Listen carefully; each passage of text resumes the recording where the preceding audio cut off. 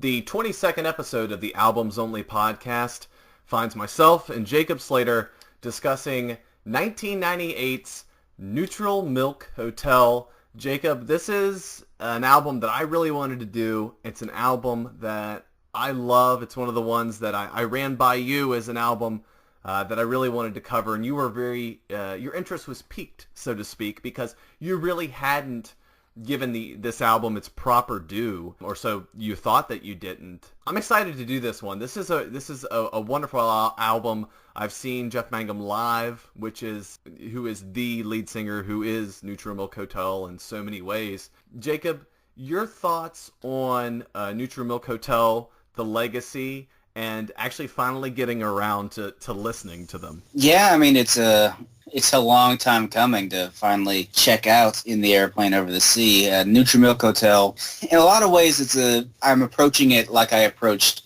Loveless way back in episode 14, is that it was an album that I was made very much aware of when I was first kind of exploring rock music and alternative music. But I don't know, there was almost like this barrier that kind of kept me away from it. Like the hype was too big. And a lot of my explorations of alternative music in those days was done through the internet. And by the time that I was exploring music, In the Airplane Over the Sea had pretty much ascended to meme status. Like when people thought about music hipsters or people who had this sense of elitism or snobbery, Neutral Milk Hotel was one of those names that kind of was thrown out there, along with My Bloody Valentine. You know what's so funny about that? Those are, bar none, my two favorite albums personally that we've covered. And I agree with you, though. There is sort of that new age snobbery that sort of comes along with it. Like there was that popular underground swell that happened. I'm old enough to remember the noughties and sort of the early 2000s and really where that began to be like this ringing endorsement of like this new age classic. And then I think there was a backlash against it in so many ways because everyone sort of that liked indie rock and liked sort of the underground stuff really liked Neutral Milk Hotel. And then I think you get a bunch of people that say that are just constant contrarians that fight that. I never really fought it. I mean, I remember hearing about Neutral Milk Hotel when from a high school teacher of mine when I was in 10th or 11th grade. So that would have had to have been like 2001. And he later told me that, yeah, I really never listened to him. It's just something someone else told me. So it kind of fits your description. And it's just become disseminated into music culture, which, you know, it sounds a little weird, but it is a very high compliment that the name Neutral Milk Hotel is so embedded into alternative music.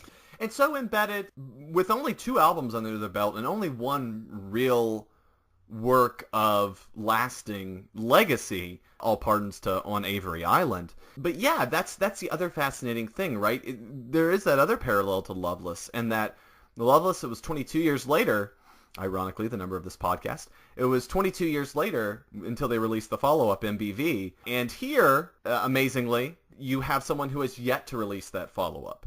So there are actually a lot of interesting parallels to My Bloody Valentine, these sort of tortured geniuses that make such a unique and wonderful album, and then because of the fear of their own success perhaps, or their own personal demons, they sort of drift off into the sunset and reappear at various times. So I think the parallels they're certainly called for in many ways. Yeah, and should say that although I never went out of my way to listen to Neutral Milk Hotel, I was familiar with the scene that Neutral Milk Hotel was connected with.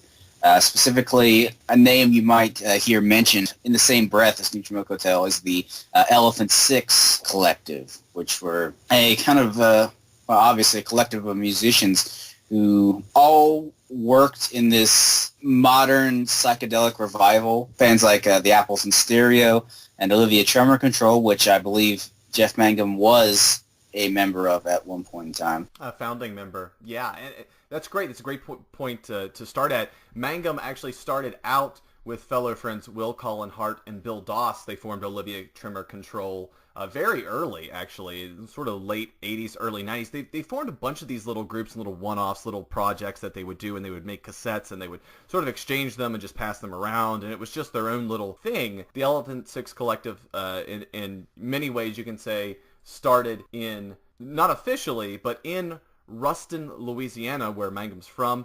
Really, it was in Denver, Colorado, where all the bits and pieces of that, Robert Schneider, Bill Doss, Will Colin Hart, and Jeff Mangum, really began that. And the Elephant Six Collective is a fascinating little group because, like you said, you're talking about some influential artists there. Olivia Tremor Control, Neutral Milk Hotel, of Montreal, another band that's gone on to actually have quite a legacy. They're still around making music, and they put out some really great stuff in the 2000s. And so it's interesting the degree, the all-encompassing nature of this collective, the ways in which it shot out of people who were basically vagabonds in many ways, but that put their creative juices into so many different directions, and it paid off in ways. I mean, there was a lot of unemployment amongst the people in all these bands, amongst the Elephant Six Collective. This idea that they're downtrodden and maybe not necessarily valuable members of society, but they went on to make some wonderful music and a lot of different unique stuff. And so I find that the most interesting thing. I think that's the thing we don't really think about too much with this group, is that you have the sort of, to the outside world, these people might seem like they're moochers or not of any real use, but they're making wonderful music that can only be appreciated generally much later for a lot of them. They are, in a lot of ways, kind of a symbol of the past, I think, in that they are musicians kind of creating music and kind of exploring their own art for art's sake, and not necessarily fitting in with what was expected and what was to be done at the time. The Elephant Six, at their heyday, was really at the crux of alternative music's mainstream notoriety, and this do-it-yourself indie rock thing that was still kind of underground, I think. People knew what alternative music was, obviously. You had the grunge movement in the early 90s that kind of moved on into new metal and all this other stuff. But the late 90s, early 2000s is really when indie rock finally started to come into its own. I think it was only like a few years after this album came out that you'd see like the Strokes and the Yeah Yeah Yeahs start to appear. So it was probably the best time to put out In the Aeroplane Over the Sea, honestly, because it was right as indie rock was getting popular, but it also still holds the trappings of kind of this DIY recording in your bedroom ideology. Yeah, and one of the things that we talked about this album and about what we want to discuss with Neutral Milk Hotel is there's a really fascinating, well-done book. I highly recommend, if you love music, if you love the album, there's a series of books called 33 and a Third, and they do various albums. I own a couple different copies of the series, one on Loveless, one on Doolittle, the Pixies, and then one also on Neutral Milk Hotel, and it really gives you a great backstory to how the Elephant Six Collective and Mangum and everyone else came together and how this record was recorded. And what's fascinating is it happens in many different places. We talked about Ruston, Louisiana. We talked about Athens, Georgia, which is originally known as sort of REM's birthplace and then sort of has this revival in the 90s. They also recorded first album that Neutral Milk Hotel released on Avery Island, released in 1996 on Merge Records. It was recorded in Denver, Colorado. They also spent some time in Queens, in New York City. So really this collective, this group, Mangum, Neutral Milk Hotel, everyone associated with it, sort of trying to take shape in all these different places, wherever they can record, wherever they can be together, wherever they can work together. And so you have that history there. I don't want to get too bogged down into it, but if you're interested in it, definitely check out the 33 and a Third series, the book there, written by Kim Cooper. She does an excellent job recounting that. There's some great stories in there. I won't go into any of them right now, but maybe they'll pop up a little later. Later, your thoughts on, this is one of the things that we wanted to bring up, is the past of this kind of music, because when we talk about Neutral Milk Hotel, when we talk about In the Aeroplane Over the Sea, we're really talking about this psych folk music, and it's where it began and sort of its what the sounds are that sort of influence Mangum and company here. And this is one of the things that we really wanted to talk about. And I'm struck when I hear this album, the tone of it, the honesty, the emotional honesty of the album. To me, I sort of relate it to Nick Drake. I think there's a lot of different parts. I think there are going to be Syd Barrett comparisons, this sort of tortured genius comparisons. Those are going to be out there, and you're going to see, and Kim Cooper's book, she talks about this. That's the obvious comparison, and she doesn't necessarily think it's fair, but I don't think it's unfair. And I think those influences are fascinating because you can probably draw some lines between the 60s, 70s stuff and Mangum. The thing about In the Airplane Over the Sea, which I think is very interesting, is that it is at times a very strikingly obvious psychedelic or psych rock album. I think the fact that the producer, Robert Schneider, his band, The Apples in Stereo, is very much a psychedelic revival band. I think he definitely had some kind of input in that. But at the same time, there's also this, we're going even further back to kind of incorporate pre-rock genres of music, which I find interesting. One point you said something really interesting to me, which was that I almost think with the way in which Mangum sings, the way in which he just lets his voice fly, almost this like atonal at times sort of just spitfire of a lyricist, to you it recalled like Woody Guthrie and some of the original folk singers, which is interesting. I hadn't really thought about that, but that's sort of like everyman voice, that sort of Bob Dylan, Woody Guthrie. You know, I don't have the best voice. That doesn't matter. I'm telling a story. I'm telling a tale. I'm a singer-songwriter, and I'm going to share this with you. I think you can trace Mangum back to that, certainly. And then I certainly think Nick Drake and sort of the emotional honesty, that rings true as well. I think Syd Barrett comes through. You mentioned Pink Floyd as someone you thought, the early Pink Floyd, was you thought was applicable as sort of influences. And I certainly hear that here too. You know, what's fascinating to me is it's almost like we had a dearth of that sort of sound in the 80s and the 90s. I mean, we had new wave, we had punk, we had the sort of explosion of all those things. We had grunge in the early 90s. It feels like you almost see that cyclical ride again start to, you know, that singer-songwriter wave start to crest again with Neutral Milk Hotel. Obviously, there's a connection between the, what you might call like weird folk musicians like Syd Barrett and Tim Buckley and Nick Drake. But also, obviously, you have to give credit to bands like, or musicians like Daniel Johnston, who really kind of kicked off the idea of indie music being in your room recording in a lot of ways. I don't know, it's very interesting to me to kind of see not only this classical idea of not only folk singing as kind of, not necessarily singing, but like telling a tale and telling a story and all that stuff from the 60s. And at the same time, you have kind of a desire and a consistent exploration of sound and recording. Because on this album, I kind of split it up. Really kind of the first 3 tracks kind of do it wonders in kind of breaking down what this album sounds like to me is 1/3 fuzzy punkish rock music, 1/3 kind of old school folk, and then 1/3 noise experimentation. There's a lot of use of drone on this album, which I find very interesting. And you know, the other thing is there's a lot of unique instruments on this album, and I will read off some of the credits, but I don't ever know if I've heard a good portion of these instruments on any other album, certainly that I can think of off the top of my head, which also makes it all the more fascinating. I mean, people will say, well, that you're just being different for the sake of being different, but the way that everything comes together on this album, you don't mind that Zanzithophone is used. You know, you don't even know, I don't know what it is. I think Kim Cooper talks about it in the book quite a bit, which is kind of neat.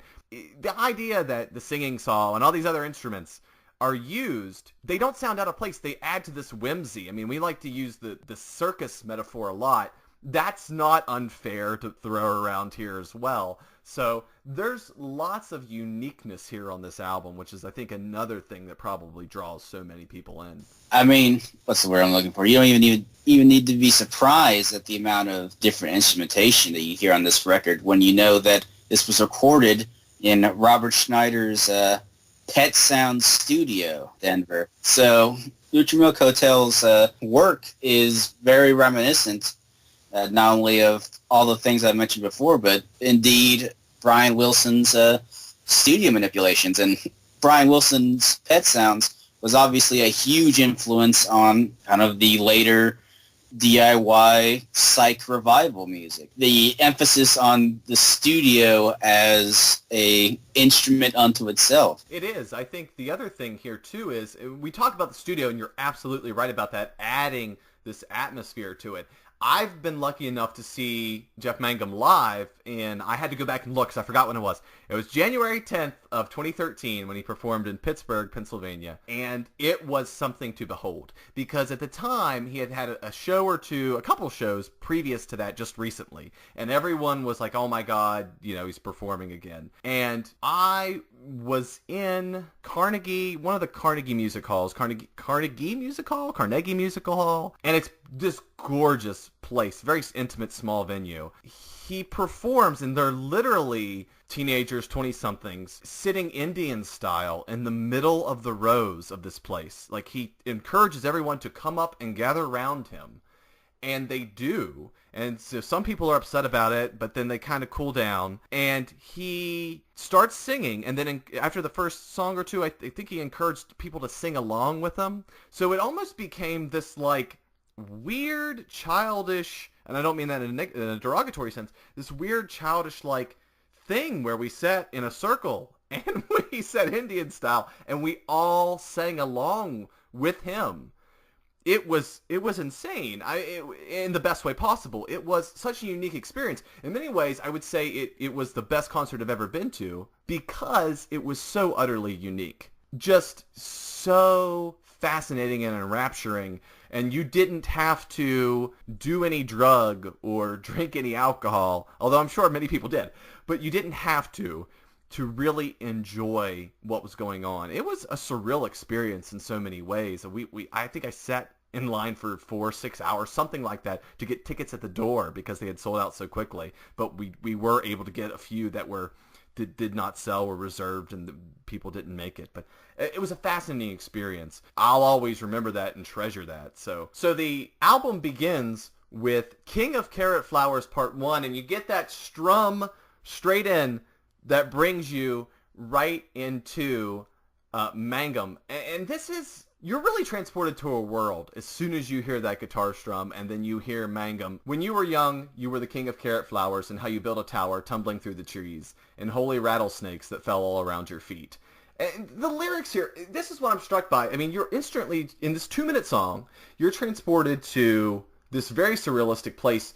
The lyrics are whimsical and magical. They're somewhat violent. There's the line, your mom would stick a fork right into daddy's shoulder and dad would throw the garbage all across the floor. And then, like, there's sort of this sort of childish exploratory phase. We would lay and learn what each other's bodies were for. And then there's this sort of love angle, and this is the room one afternoon I knew I could love you. I mean, this is the thing. In 2 minutes, you're instantly like, whoa, there's so much going on. There's a reason why I could explore this album forever. I mean, honestly, that's sort of what I came to when I first heard it. Yeah, it definitely starts out strong. Looking at the lyrics, the artists that kind of come to mind that are similar, obviously, I mentioned Syd Barrett, but I also kind of get a Donovan vibe. Donovan, a man who was kind of treated back in the heyday of his career as kind of a British Bob Dylan, but really delved even much further into kind of psychedelic and fairy tale imagery.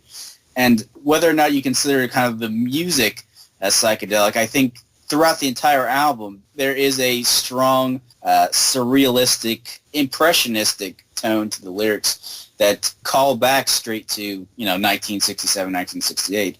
Obviously, the subjects and themes that Mangum explores are, I think, far darker than you might expect. Obviously, just from this one song that has like about 4 stanzas, you have ideas of domestic violence and this pubescent sexual exploration and drug abuse. So it's very interesting because usually when we think of psychedelic music, and usually that means music from like the 60s and early 70s, it tends to have a very positive spin to it. It's very expanding your mind, peace, Age of Aquarius kind of thing. When it comes to Jeff Mangum, he does kind of create amazing worlds, but there's always kind of this bent to it, this hard spike of reality that is pinned through it. The other thing I just want to mention here, I said I would list off some of the unique instruments. So you've got, you'll excuse me if I'm saying this incorrectly, the Uillean pipes,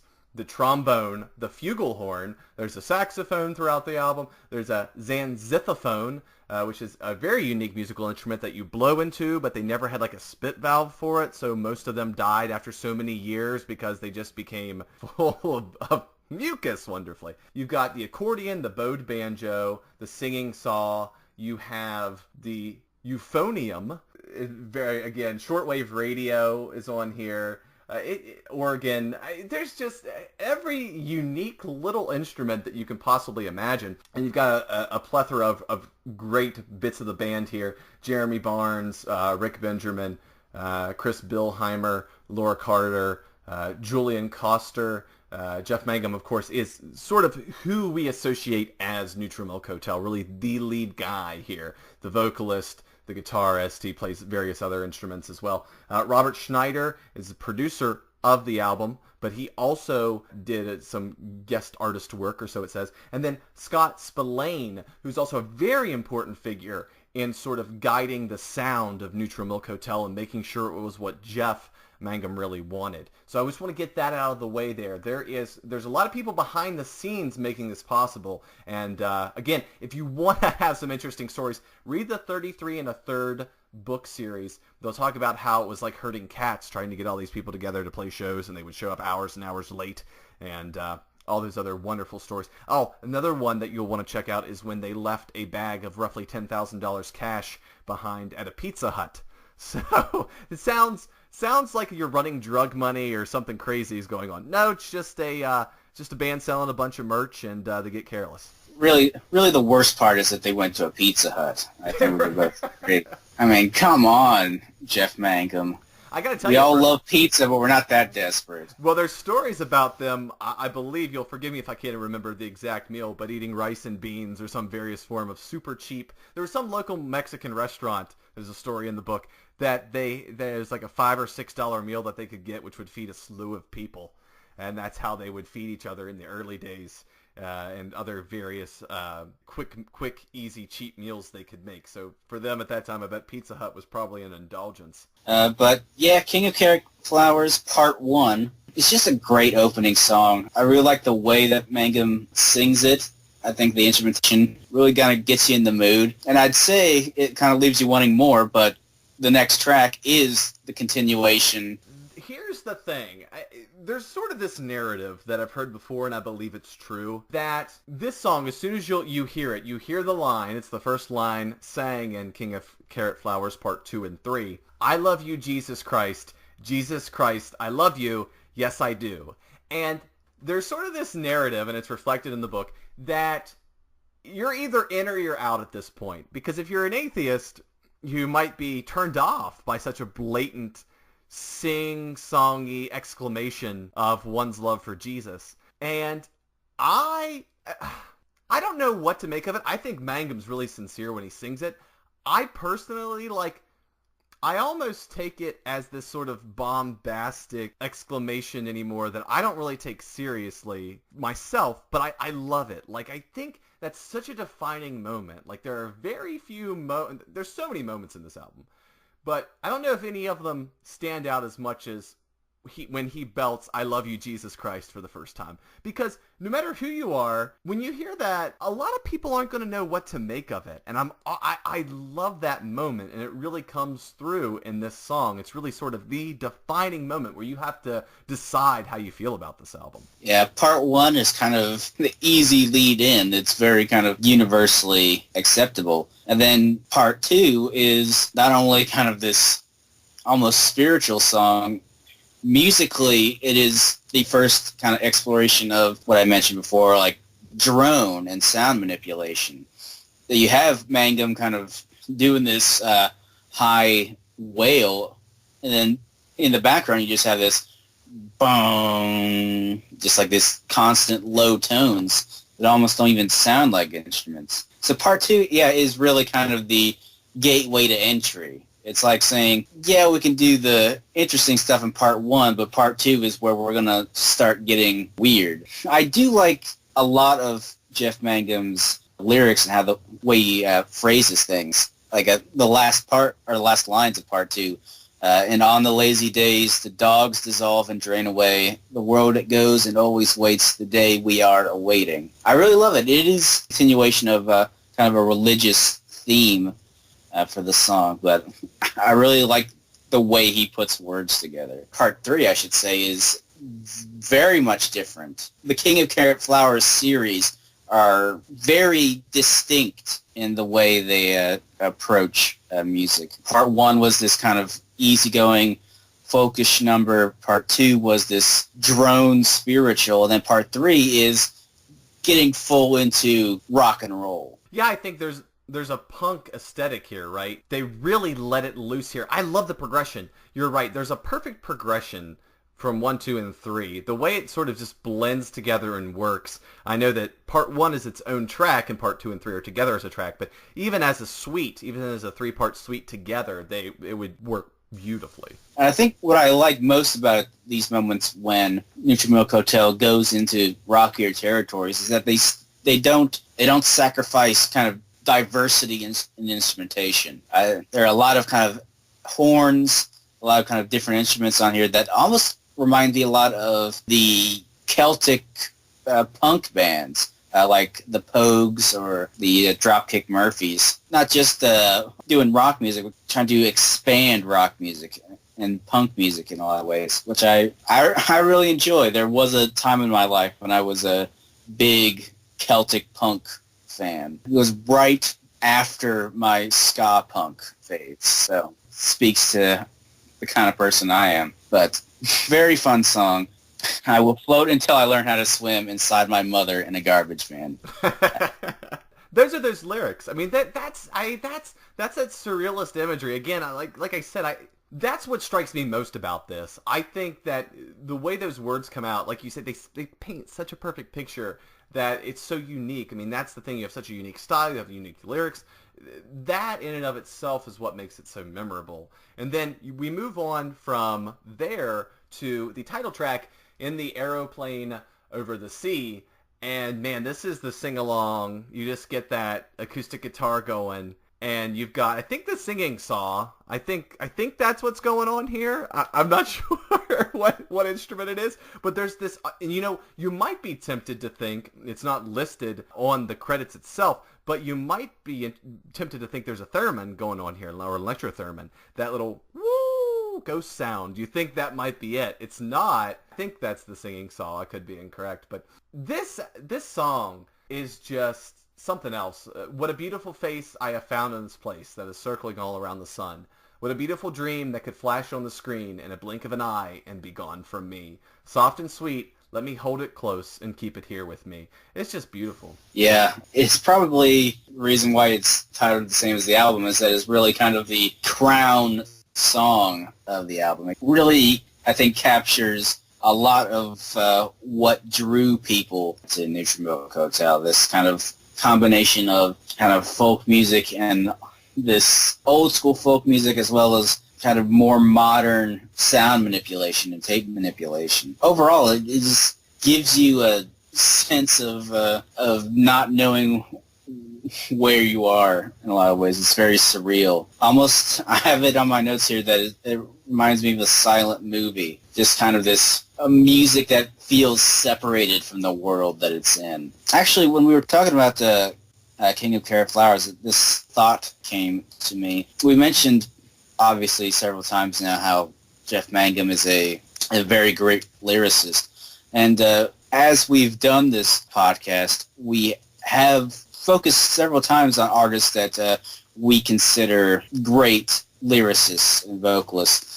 And I was just wondering, Beeves, what do you think makes a great lyricist? Like, are you more of a Leonard Cohen guy? Do you prefer more poetical stuff? Are you more of a Bob Seger guy who deals in reality? Or are you a David Bowie guy who I believe I've heard several times that he never really knew what his lyrics meant?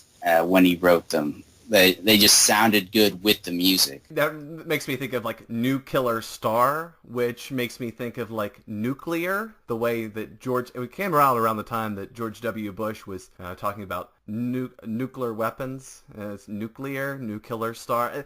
I think there's lots of really obscure, weird, surrealist thoughts going on, or were thoughts going on in Bowie's mind, and that's how he got to some of those. So I could be wrong with that. You're right. I think that's fascinating. I can appreciate all of them. That's a really great question. Lyrically, I like the Loveless stuff. I don't even have to hear what the lyrics are. If I can get the impression of them, then I'm totally cool with that. I do love Mangum's lyrics because they are this sort of surreal sounding, impressionistic, but they're also uniquely worded, and they're beautiful in their own way, and they're sort of transformative.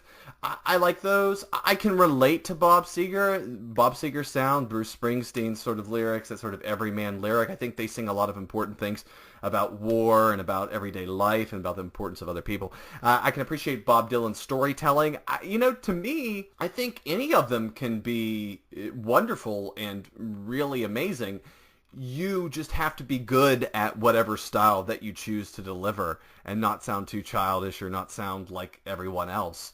And so, I don't know. Lyrically, I don't know if I'd say I have a favorite style. I'd like to think that I can appreciate all of them, but they're all really interesting in their own way. They all have their sort of bent.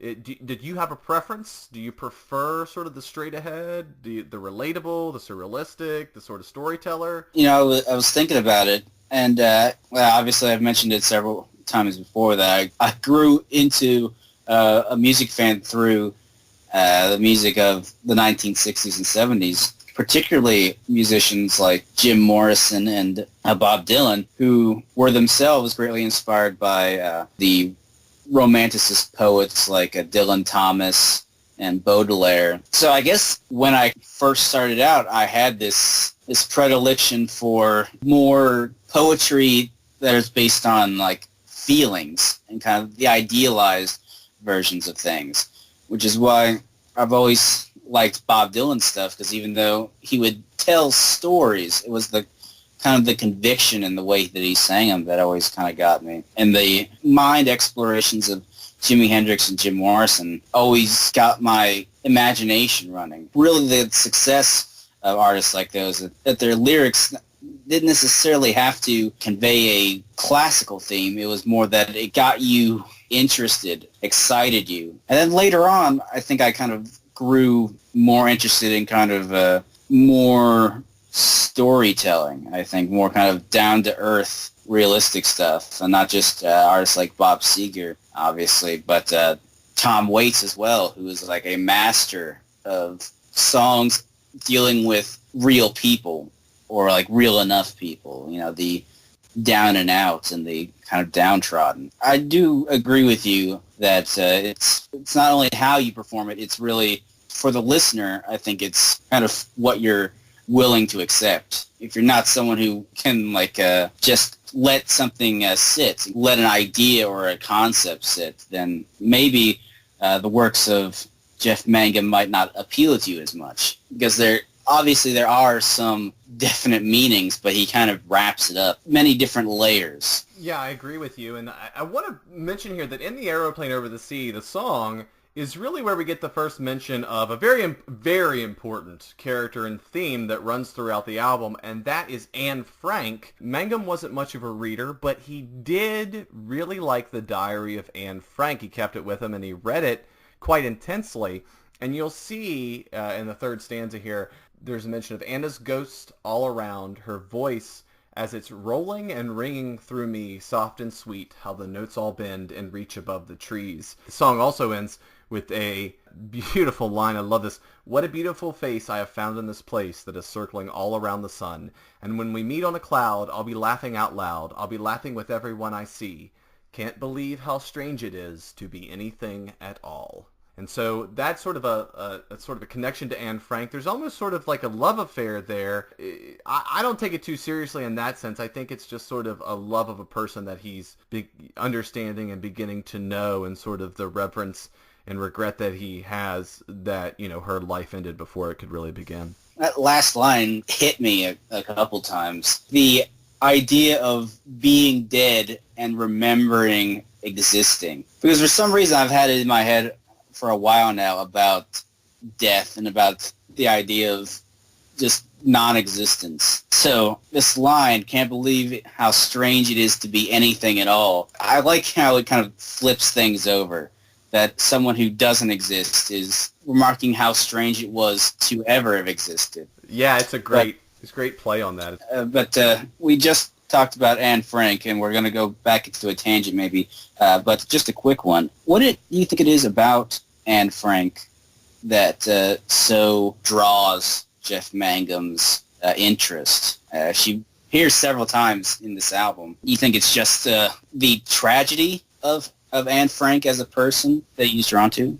Well, that's a great point. I think, I don't know what to make of it. Kim Cooper talks about in the 33 and a third book that it just sort of was something that people around him found that he was reading, and he wasn't much of a reader. And so I don't know how or exactly why he had picked that up and it had stuck with him, and he read it so intently and kept it with him. I think there is that. One of the common themes that we see in his work is sort of life and death and regret and sort of this bittersweet feeling. And Anne Frank is quite intensely a great example of that.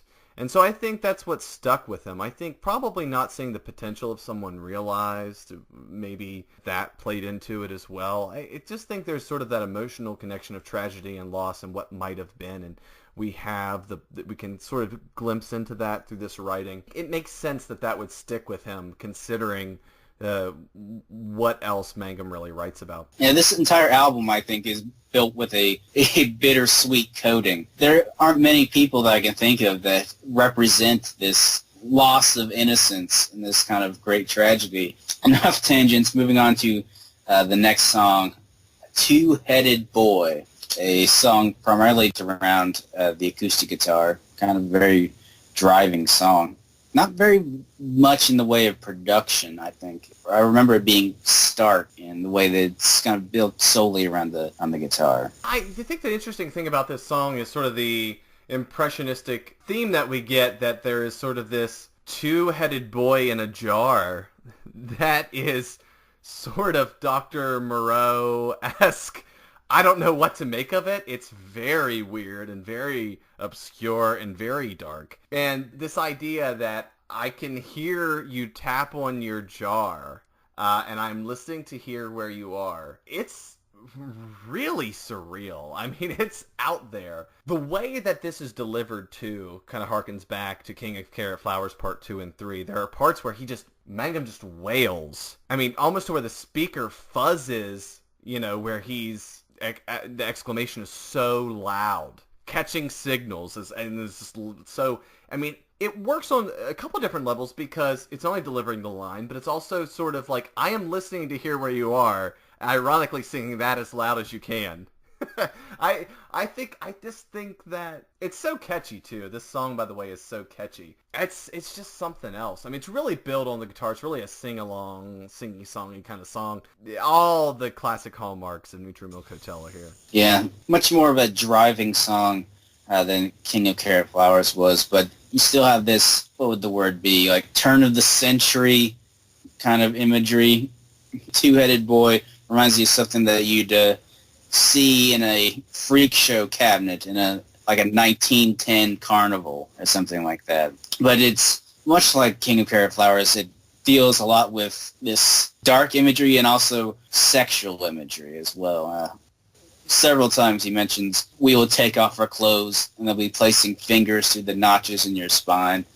Kind of this combination of sexuality and morbidity that Mangum, throughout the entire album so far, has kind of loved to dig into. But yeah, it's a fun song. I don't enjoy it as much as King of Carrot Flowers. I kind of appreciate the diversification of the sound on those songs, but Two-Headed Boy is still very good, obviously. After that, we move into the first of two instrumental tracks on this album, Fool. Little short thing, only less than 2 minutes long. Out of Neutral Milk Hotel's fascination with Dixieland and pre-rock jazz music kind of coming to a head. Very much a funeral dirge. smacks of that Ruston, Louisiana vibe. Scott Spillane is credited as the writer for it, so I don't really know the degree to which even Mangum is truly involved in this one. I think it is a neat little instrumental that really fits in nicely here and leads directly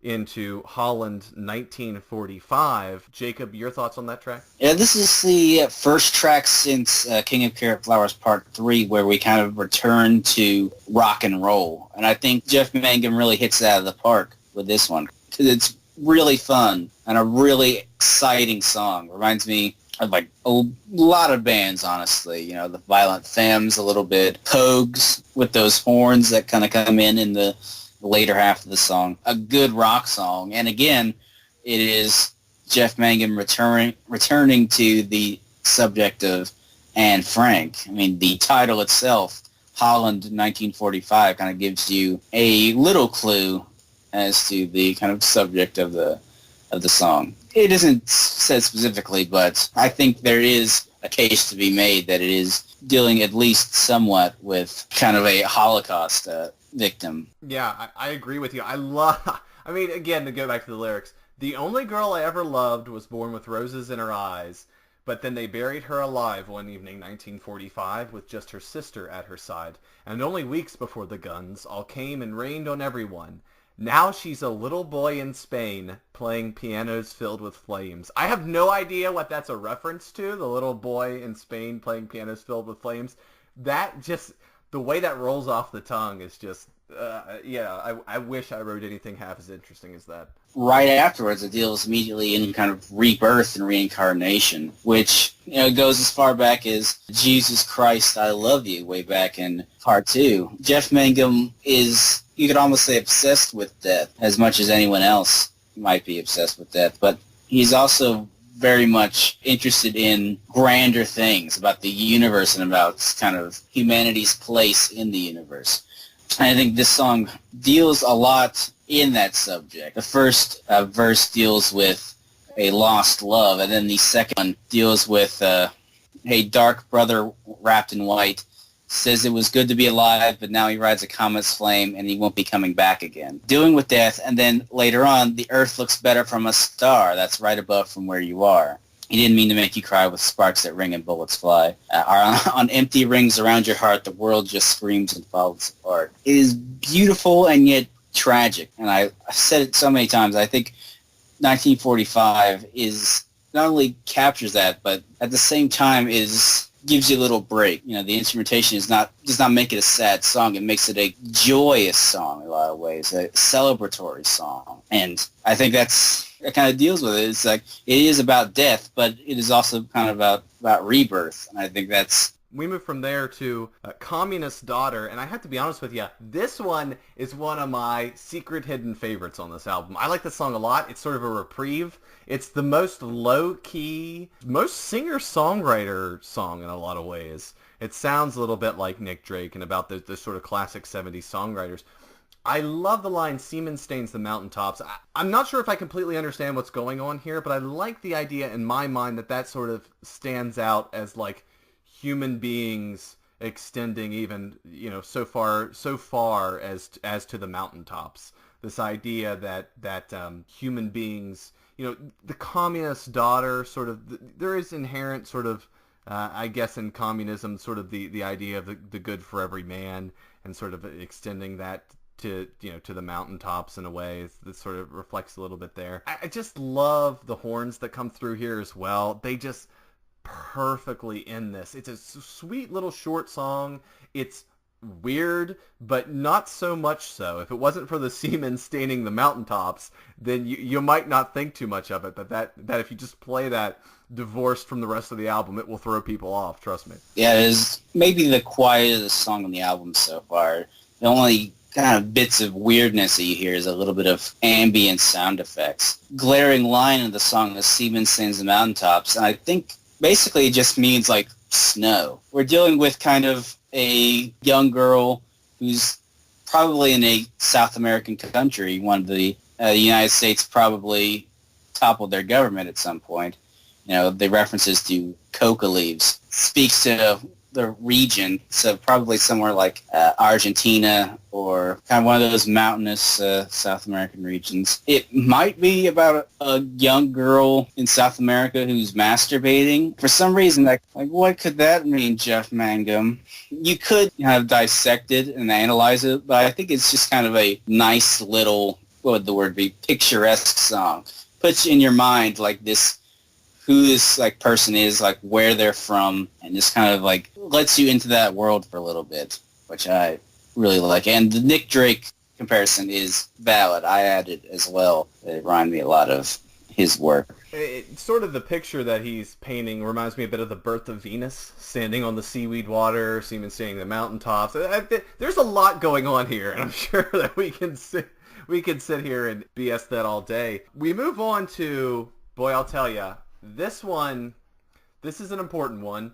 Oh Comely, an 8-minute song recorded all in one take. And what's fascinating about this song is you can hear someone at the very end, if you listen very, very, very closely and very intently, at the end of this 8-minute first take of the song, that's what's on the album, you can hear someone, probably Scott Spillane, say at the very end of it, "Holy shit!" Because everyone from the band gathered around in the room to listen to Mangum deliver this. He wasn't supposed to do the whole thing. He was only supposed to do certain takes, and he just laid it all out there. And this song is something else. I really don't know where to begin. This song is sort of like a more tortured, longer sort of narrative. You've got a lot going on here. Your father made fetuses with flesh-licking ladies. While you and your mother were asleep in a trailer park. I don't know where to go with this one, because this one is sort of like the over-the-top gem here. A lot of people like this one quite a bit. Your thoughts, Jacob? Yeah, it is an incredibly powerful song that works almost entirely on Jeff Mangum's guitar work. Reminds me not so much of kind of the psych folk, but maybe like kind of the early Greenwich Village stuff, like House of the Rising Sun era, kind of Bob Dylan or Dave Van Ronk, kind of this very searing, powerful folk ballad. Yeah, lyrically, I don't know. Very first thought I had when I read the lyrics of this song was that it was death singing to a woman. But maybe based on kind of the last lyrics, that it is an unborn twin singing to a girl. The last lyrics, like, "Go to line, my dear, we will fold and freeze together far away from here. There is sun in spring and green forever, but now we move to feel for ourselves inside some stranger's stomach. Place your body here, let your skin begin to blend itself with mine." Like, I don't know, there's weird kind of a thing where Mangum is doing the classic folk thing of telling you your life story, Bob Dylan's Mr. Jones or something like that, in that way, in that very kind of, not necessarily like confrontational, but confessional. It's a very interesting kind of cold reading in a sense. And I think in terms of impact, it is probably the most powerful song on the record. And I think a lot of that has to do with the fact that it was recorded in one take. Because I think we kind of saw that with Black Sabbath last week, is that there's just this energy that comes with the kind of first recording of a song that can subsequently be lost in trying to recapture it. The other thing here is, again, we get the Anne Frank theme coming back. It could be related to her yet again. "And I know they buried her body with others, her sister and mother and 500 families. And will she remember me 50 years later? I wished I could have saved her in some sort of time machine." From "O Comely" we go into "Ghost," which sort of brings the tempo back up. It sort of revives that. There's a lot of dissonance here. You got a lot of loud sounding and sounds and droning going on. Again, Anne Frank, we get that constant theme here. "She was born in a bottle rocket 1929 with wings that ringed around a socket right between her spine, all drenched in milk and holy water pouring from the sky. I know that she will live forever. She will never die." Kind of the two most closely related Anne Frank songs are very much rock and roll songs. Hollow 1945 obviously was kind of is probably the strongest rock song on the album, and Ghost does its work well. You know, this kind of, again, I have to kind of reference the Pogues here, because this kind of combination of high energy punk electric guitar music combined with the acoustic guitar and the horns, obviously. And I believe this is one of the tracks where that Zanzithophone comes in, because it's just the stomp song, basically. I think this probably is one of the songs where Robert Schneider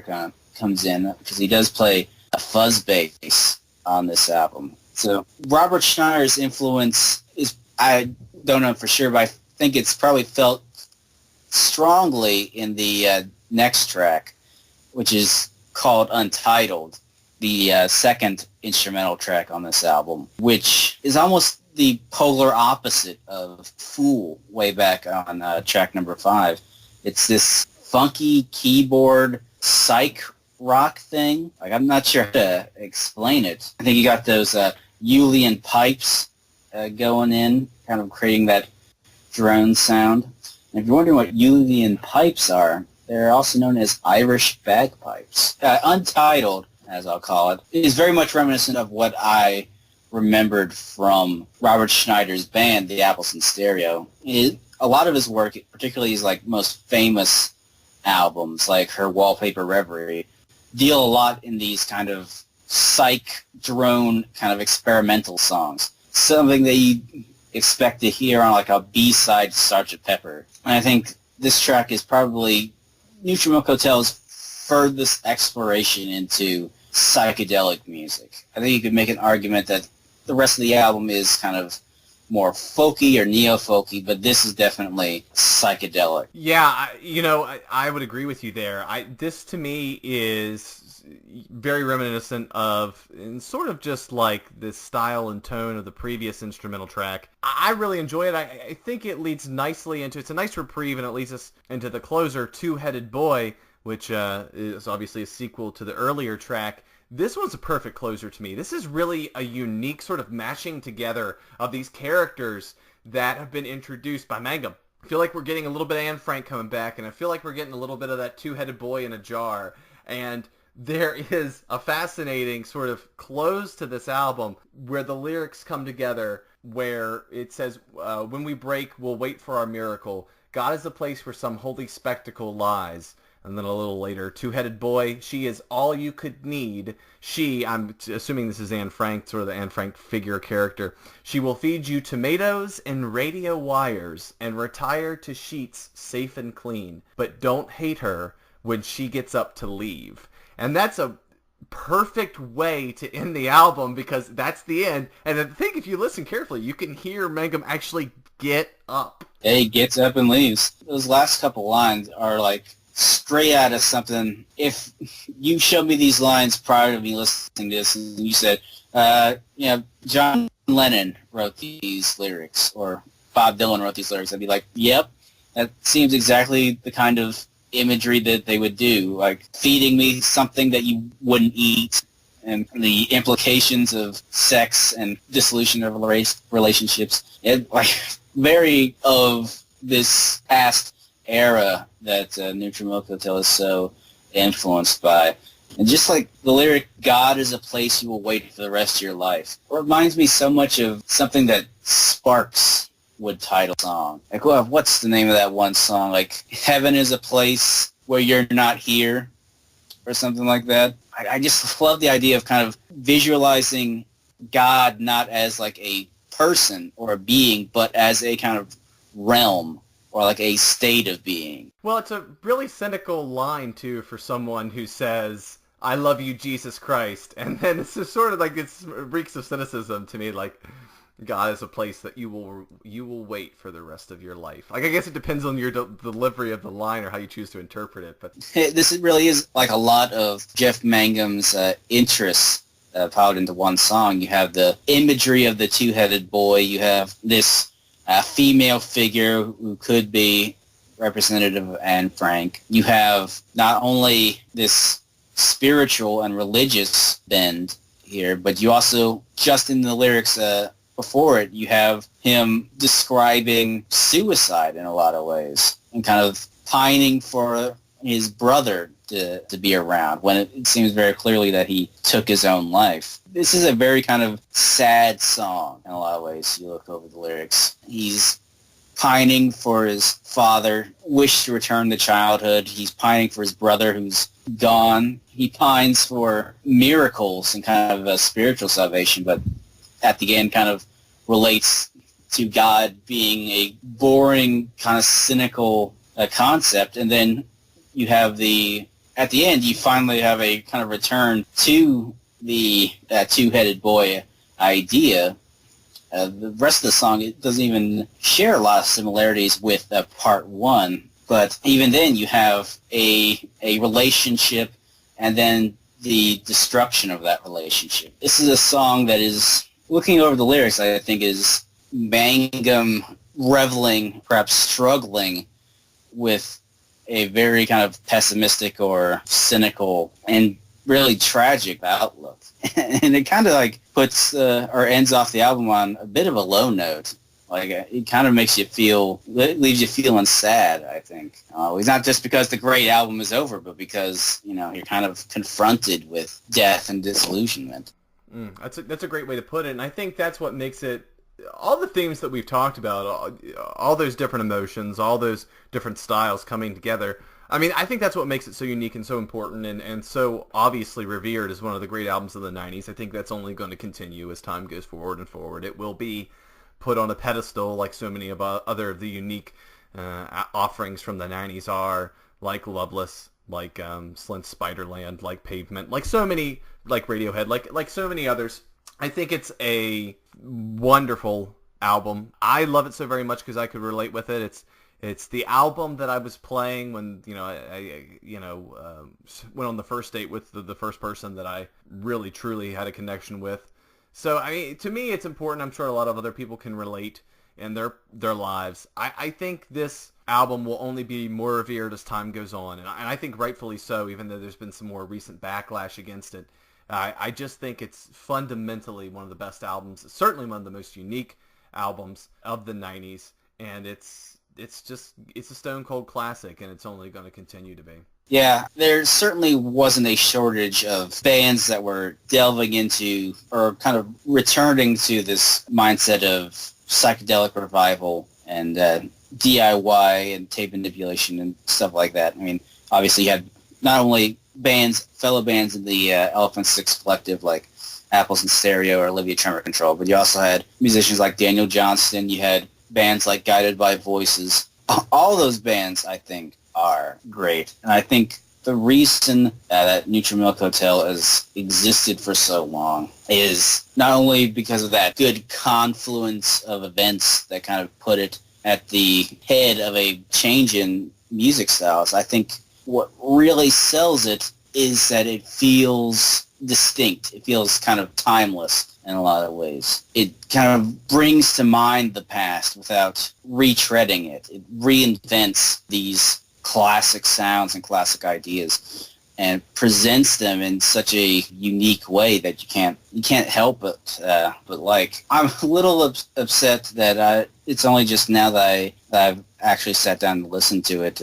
When I actually ended up enjoying it quite a deal. It was the same situation with Loveless. Spent so much time kind of avoiding it because of some idea of trying to separate myself from the masses, try to prove something to someone, when it falls right into my wheelhouse. It's exactly the kind of music I was listening to back then. So yeah, I really, really enjoyed this album, actually. I think it deserves the praise that it gets, just like Loveless did way back then.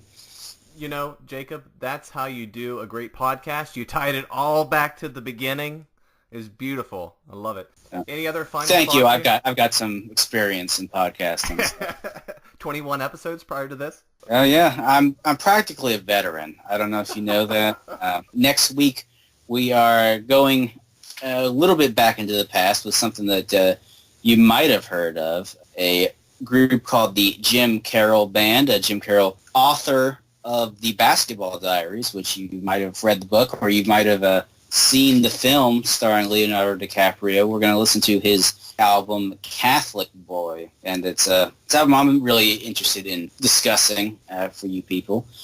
If you want to get in contact with us, we have a email address, albumsonlypodcast@gmail.com. Or if you're like the rest of humanity and don't use the email address, we are also on Twitter @albumsonly. You can follow us or tweet to us. This has been Jacob Slater. With me is Alan Beavers, and we'll see you then. Bye, folks.